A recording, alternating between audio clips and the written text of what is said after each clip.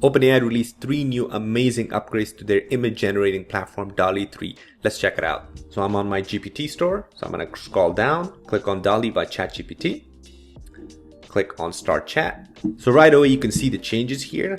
At the bottom here, right on top of the prompt box, the first one, let's take a look at the aspect ratio. So now DALL-E 3 has the ability to generate images in square, widescreen, and vertical. Before, you actually had to put this in your prompt. So if you wanted your image to be generated in a particular size, you had to put that in your prompt and the aspect ratio most of the time. But now it's great because all you got to do is click on the aspect ratio box right here, and it'll give you these 3 different options. So as soon as, let's say I want this image to be widescreen, I'm going to click on widescreen, and it immediately puts in the prompt your selection. All right, update number 2 is actually again on top of the prompt box. Now you have these amazing different image formats that DALL-E can generate, and as soon as you scroll on it, it will actually give you a little preview of what that image looks like. So for example, if I hover over acrylic, you can see with the little preview of a cat in the acrylic format.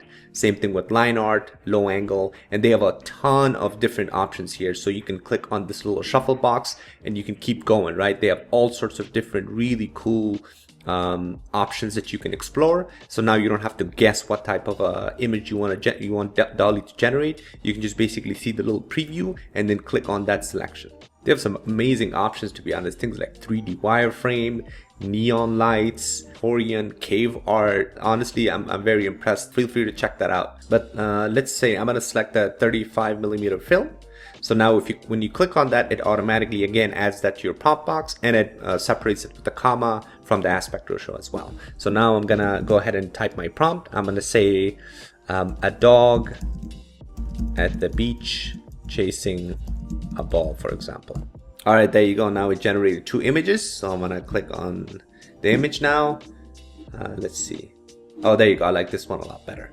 Okay, so now here's the 3rd upgrade, which is really, really incredible. So now with DALL-E, with this new upgrade, you can actually come on the top hand right corner here and click on this little brush with the little circle around it. And this will give you the option to select a different part or a region of the image.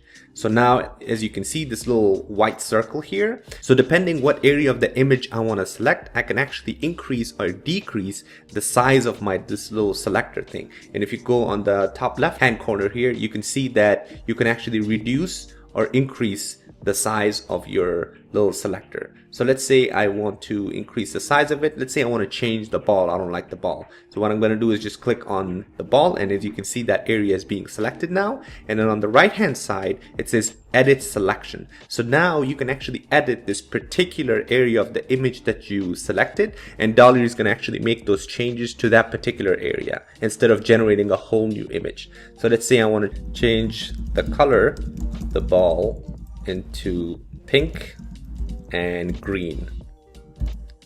I'm going to select enter and I press enter, and now as you can see on the right hand side, it's showing the selection and then showing the prompt that you put for that particular change. So now what it's going to do is it's going to only change the area of the image that you selected, and in our case the ball.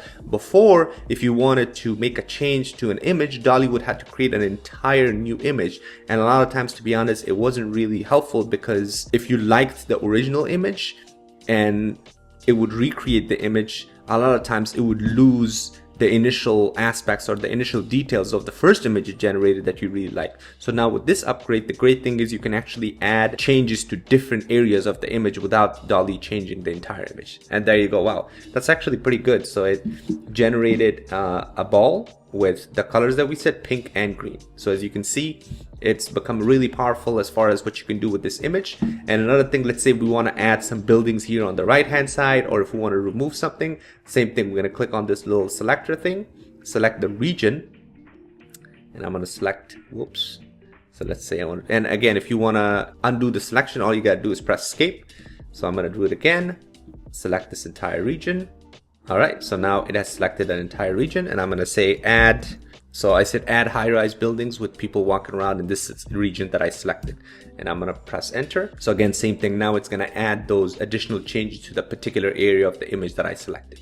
All right, perfect. So now it added the high-rise buildings, and as you can see, it's smart enough to understand that the original image is on the beach. So it kind of added the aspect of that kind of going away and reducing the building size as the image gets further away. And then also people, it didn't add people with business clothing or anything like that. It just shows that people are walking on the beach actually. So you can actually see that it's very powerful as far as the editing of the image itself. And when you're adding new things, it will understand the initial image itself, and then based on that, it'll add those things. So really cool upgrade. Feel free to play around. See you on the next one.